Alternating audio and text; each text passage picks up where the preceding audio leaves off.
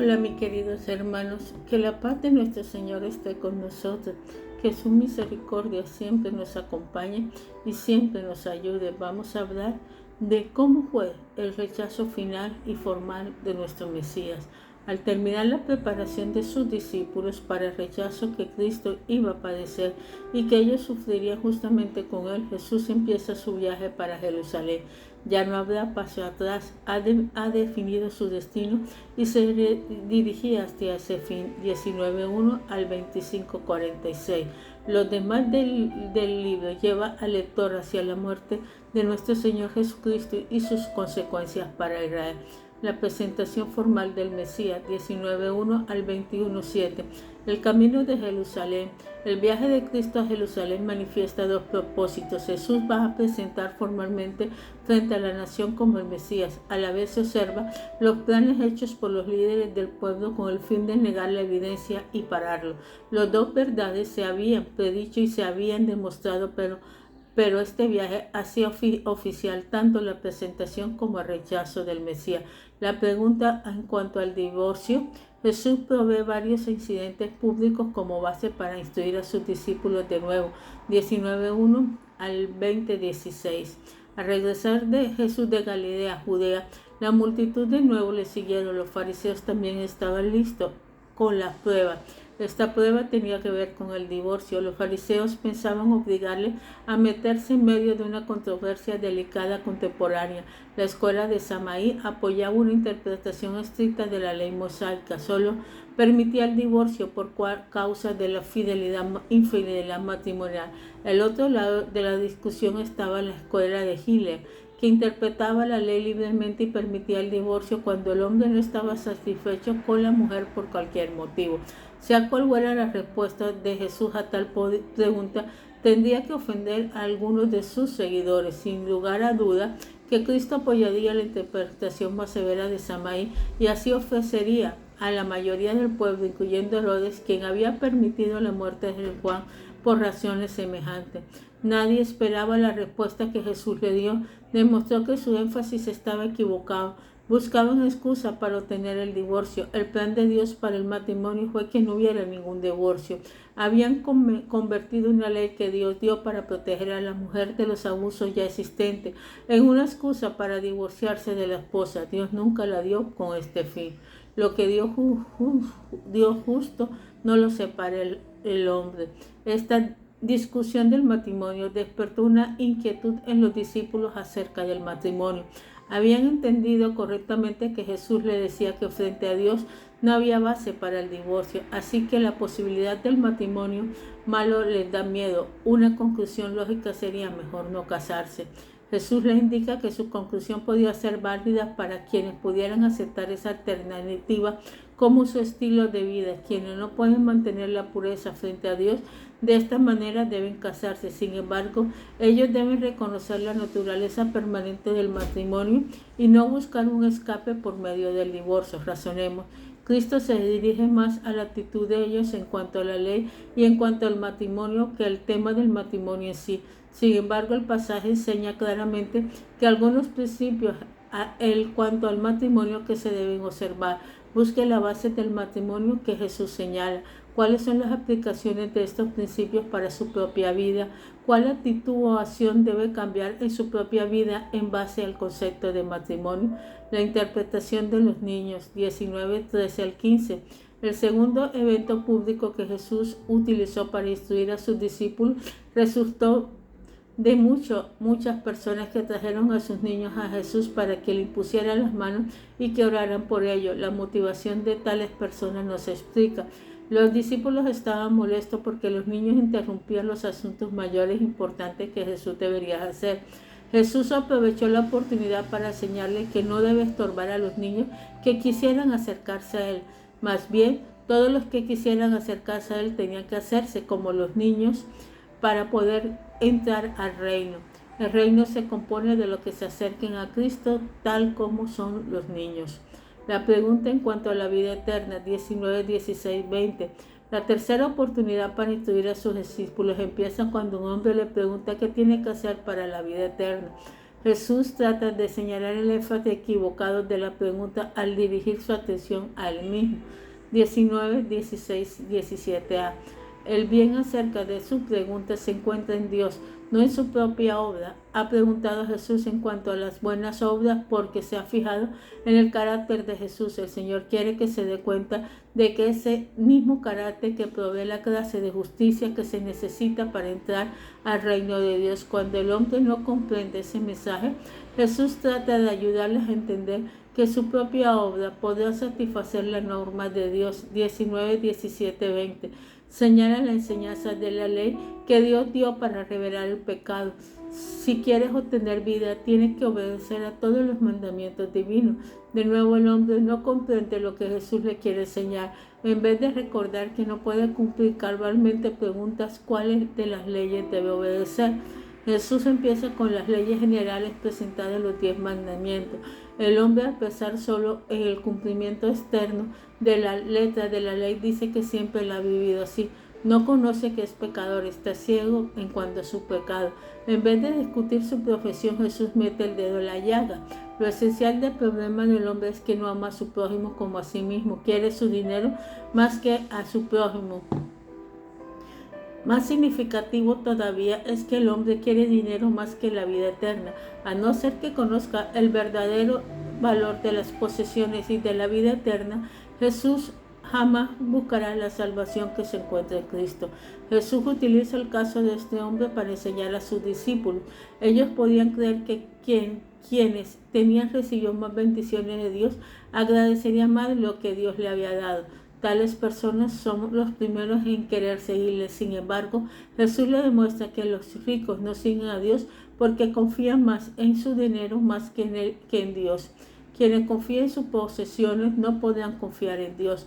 Los discípulos todavía piensan desde el punto de vista natural cuando le preguntan entonces que si los líderes respetados de Israel no pueden ser salvos. ¿Quién puede ser salvo? Jesús le contesta que la salvación es imposible para los hombres, solo puede venir de Dios. Si no fuera un regalo de Dios, ninguno podría ser salvo. 19, 25, 26. Lo que es imposible para los hombres es posible para Dios, solo en Él hay salvación. Razonemos. El punto de vista que este hombre refleja en cuanto a la salvación es la que Satanás sigue promoviendo alrededor del mundo hasta el día de hoy. ¿Cuál es la esencia de este error? ¿Qué lección tuvo que aprender este hombre? Repase la historia completa y señale los principios que el Señor enseña en cuanto a la salvación. ¿De qué manera debemos imitar el método de Jesús al presentar el Evangelio? La pregunta en cuestión a las recompensas del servicio, 19:20 al 20:16. El diálogo acerca de la incapacidad de los ricos de sacrificar sus bienes por causa del reino provoca una pregunta de parte de los discípulos: si han estado dispuestos a sacrificar todo lo que tienen por causa de Cristo, ¿será el sacrificio sorprendente? Jesús responde que en su caso la situación es distinta, pero ellos es cuestión de servicio al Rey a quien ya están confiados. Recibirán bendiciones mucho mayores que las que han sacrificado por causa de su nombre. Recibiremos 100 veces más que lo que hemos dejado por causa de Cristo. De nuevo, Jesús aprovechó la oportunidad para instruir a sus discípulos acerca de otra diferencia entre el reino de Dios y el punto de vista del hombre natural. Han tomado por sentado que el haber sido los primeros en identificarse con Jesús por haberle seguido desde el principio ocuparán el primer lugar entre sus seguidores. Jesús utiliza una parábola para demostrarle que los primeros no siempre son los que reciben la mejor recompensa. La parábola enseña que el Señor tiene el derecho de pagar a cada obrero según Él dispone. Si el amo le da al trabajador lo que le ha prometido, nadie tiene ningún derecho de quejarse. Pueden decidir recompensas a cada uno en base distinta. Esta decisión no es justicia, es el derecho del amo de decidir las recompensas siempre que cumpla con su promesa. Dios siempre cumple su promesa integralmente, pero no siempre nos da lo que esperamos. El amo puede hacer con lo suyo lo que quiere. Tenemos envidia porque Dios es bueno. Este principio será aplicado en el servicio de los seguidores de Cristo también. Dios decidirá la recompensa que cada cual merece. Es posible que la retribución de los premios no se conforme a la evaluación humana, pero nadie tendrá por qué quejarse de que Dios ha sido injusto. Son generosos para con todos, pero Él determinará la base de su recompensa. La orientación para evitar confusión, 20:17 al 19. Al terminar esta oportunidad educativa con sus discípulos, Jesús de nuevo se fija su atención en el camino que tiene por delante. Va a presentar pronto formalmente ante la nación como su Mesías. Sin embargo, la recesión aparentemente del momento no la decepciona. Sabe que va a Jerusalén para ser rechazado y para ser crucificado. La corrección de los malentendidos. A pesar de haber escuchado su recuerdo de que va a Jerusalén para ser rechazado y morir, los discípulos siguen haciendo competencia para saber quién es el primero en su reino. 20 al 28. Todavía buscan la autoexaltación en vez del servicio. Tienen que darse cuenta de que quienes siguen a Cristo tendrán que edificar con Él en su muerte. También van a sufrir por su causa. La grandeza a Dios se consigue al hacerse servidor de los demás. La ilustración de las respuestas indicadas, 20 del 29 al 34. Como parte de la preparación para la presentación formal de Jesús, dos hombres ciegos dan una lección visual a Israel de la respuesta indicativa frente a Jesús. A pesar de su ceguera, estos hombres pueden ver que Jesús es el Mesías. Se unen a la multitud y le siguen. En contraste, Israel, que profesa poseer la luz y la capacidad de ver, no puede reconocer. Quienes quieren gozar de la bendición prometida para acompañar la venida del Mesías, tienen que reconocerle y confiar en Él, tanto como los ciegos lo hicieron. La entrada triunfal, 21 del 1 al 11. Cuando Jesús llegó a las afueras de Jerusalén, manda a 2 de sus discípulos para seguir un asna y su pollino. Este evento se conformó a la predicación del Antiguo Testamento en cuanto a la presentación del Mesías, Zacarías 9:9. Al entrar a la ciudad, la multitud lo acompañó clamando que era el Mesías, 21:7-11. La emoción del momento llegó por toda la ciudad. El ministerio en el templo, 21:12 al 17. Jesús entra al templo y empezó un ministerio tal como se esperaba del Mesías. Al ver la corrupción de las costumbres practicadas, Jesús purificó el templo y echó fuera a los vendedores, sanó a los ciegos y cojos representantes. La gente vio lo que hizo, respondió este ministerio con alabanza. Cuando los líderes religiosos vieron su obra y la alabanza que Jesús permitió que sus seguidores le rindieran, se enojaron. Al encontrarle en cuanto a la alabanza recibida, Jesús le contestó que tales alabanzas estaban en orden y se conformaban con la profecía de las Escrituras, Salmo 8:2. Esta declaración constituyó una declaración directa de que Él era el Mesías. Ningún otro podía aceptar tales alabanzas ni decir legítimamente que era el Mesías. Su respuesta no podía proponerse más. Jesús salió del templo y de Jerusalén al llegar la noche porque sabía que lo estarían buscando para matarlo. La oposición por Israel. Cuando Jesús llega al templo de nuevo, encontró tal como la higuera, el lugar que había sido fructífero, había llegado a ser vacío y estéril. La nación que debería hubiera sido reconocido y aceptado con gozo, le rechazó. Empezaron a ponerle trampas esperando que cayera en una y así sería fácil acusarle. Tal como la higuera, Israel se había vuelto estéril, no produce fruto. La pregunta en cuanto a su autoridad, 21:23 al 22:14, lo primero que confrontó al grupo de sacerdotes y ancianos, se ha metido en el territorio de ellos y ha amenazado su autoridad. Por eso tiene suficientes motivos para atacarle. Jesús tiene que demostrar que su protesta es mayor, debido a que ha actuado con autoridad en su campo sin su permiso. La pregunta en cuanto a la fuente de su autoridad, la pregunta es una trampa. O tiene que declarar su jurisdicción divina o tiene que someterse a la autoridad de ellos. En cualquier caso, se metería en sus manos. Reconociendo el propósito de su pregunta, Jesús le responde otra semejanza. Le pregunta en cuanto a la fuente de la autoridad de Juan. Esta pregunta también fue una trampa. Los líderes se dieron cuenta inmediatamente de la implicación de la respuesta. La multitud de Israel aceptaba la fuente divina de la autoridad de Juan. Si negaban esa autoridad, la multitud se volvería en contra de ellos, de modo que si la autoridad de Juan vino de Dios, tenían que aplicar su propio rechazo de él y su mensaje. Cuando decidieron no contestar, Jesús tuvo suficiente razón para no contestar tampoco. No había demostrado que no buscaba la verdad, solo le interesaba atraparlo. Jesús continuó la discusión por medio de 3 parábolas que demuestran la implicación de su rechazo. Esto lograrán 2 propósitos: manifestar la condición del corazón del hombre y su motivación verdadera. Además, señala la relación de su decisión y el plan de Dios para Israel. 21, 28, 22, 14. La parábola de los 2 hijos señala la alternativa que Dios le presenta a todos los hombres. 21, 28, 32. Puede obedecerle o desobedecerle. La decisión es tuya. El problema en esta parábola es que quien dice que hará lo que el Padre pide no lo hace. El que dice que no lo hará después cambia de parecer. La historia ilustra la condición de los líderes religiosos de Israel. Se identifica con quienes están dispuestos a obedecer a Dios. Sin embargo, no lo hacen de verdad. Otro lado, quienes se identifican con los hombres despreciados, los publicanos y prostitutas, se han arrepentido y tratan de obedecerle a Dios. Quienes profetan verdadera obediencia a Dios no lo hacen. Quienes no profetan obedecen a Dios y se arrepienten y lo hacen.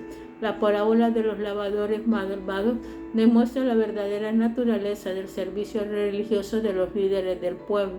21, 33, 46. No cuidan la viña con el fin de beneficiar al amo. Se aprovechan del fruto para su propio beneficio y matan a los que Dios le ha mandado como sus representantes. Ahora, por último, tal como estos labradores malvados quieren matar al hijo.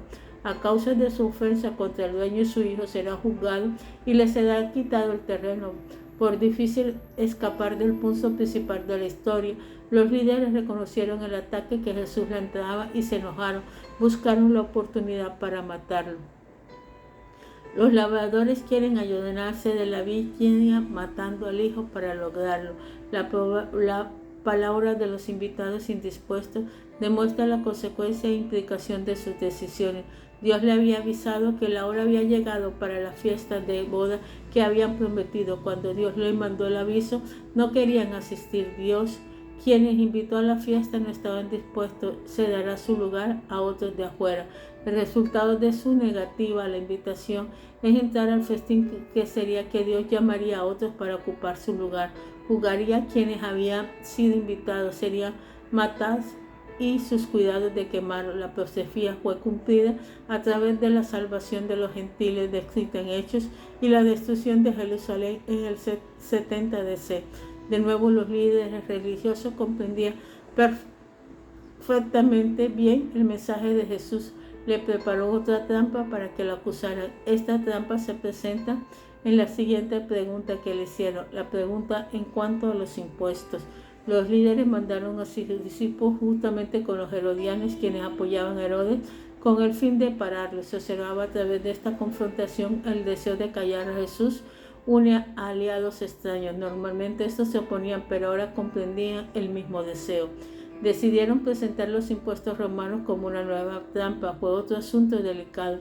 La posición del impuesto será una ofensa contra Roma. El apoyo provocaría la ira del pueblo. Pensaban que no había salida, o Roma o el pueblo se encargaría de él. De nuevo Jesús les sorprendió al señalar que la institución que llevaba el dinero es romana. Se confirma su derecho de exigir el pago del tributo de lo que es suyo. No puede usar la lealtad a Dios como excusa. Solo se le está pidiendo que devuelvan al César lo que ya era suyo. El pueblo de Dios debe cumplir las responsabilidades del gobierno impone como obligaciones civiles y las que Dios impone como obligaciones religiosas. Las preguntas en cuanto a la resurrección hicieron otro intento de hacerle caer como una pregunta antigua que se discutía frecuentemente acerca de la resurrección, ya que nadie tiene una respuesta a tales preguntas. Estas demostrarían que Cristo no sabía más que cualquier otro teólogo contemporáneo, tampoco podía contestarla. Sin embargo, Jesús supo aprovecharse de la situación para saber la solución al problema. Les pudo hablar con autoridad, confirmó la respuesta con el apoyo de las Escrituras.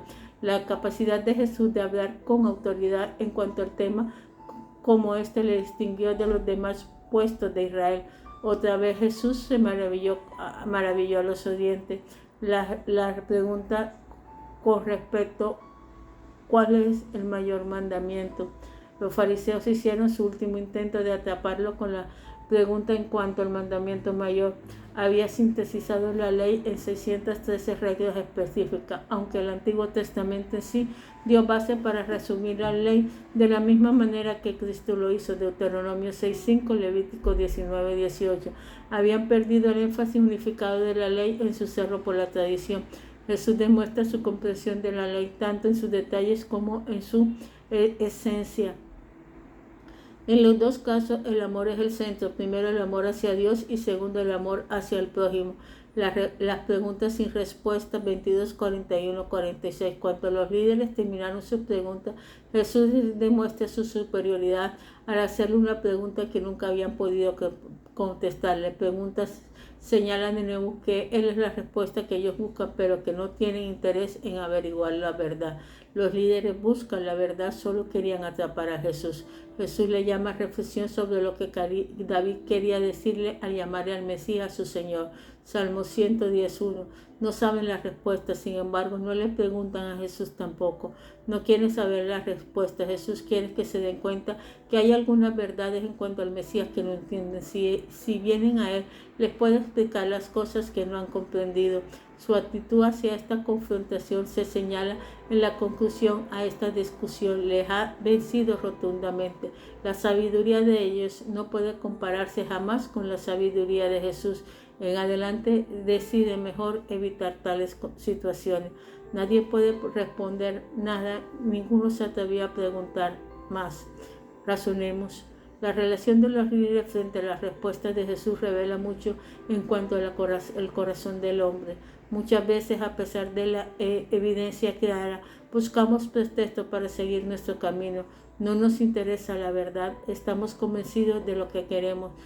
¿Cuáles evidencias se nota en el diálogo de los líderes con Jesús en esta actitud? ¿Cuánta evidencia se encuentra en las actitudes del hombre del siglo XXI de esta misma tendencia? Padre Celestial, en nombre poderoso de nuestro Señor Jesucristo, venimos ante tu presencia para adorarte, glorificarte y darte gracias. Te pedimos, Señor, en este momento que seas tú protegiéndonos, Padre Celestial, de desviarnos de ti, que no entendamos, Padre Celestial, tus caminos, Señor, y qué es lo que te propones. Protégenos, Señor, y si nos desviamos, sé tú corrigiéndonos. Te pedimos que tu amor, tu presencia y tu misericordia siempre nos acompañen. Que seas tú, Padre Celestial, dándonos la luz, Señor, que tanto necesitamos, y que tu Santo Espíritu nunca nos deje. Te he pedido por cada persona, Padre Celestial, que escuche este video, para que seas tú abriendo su entendimiento, sanándolo, Padre Celestial, y guiándolo. Que tu amor, tu presencia, tu misericordia siempre esté con ellos. Que la bendición del Padre, del Hijo y del Todopoderoso esté contigo, mi hermano. Amén y amén.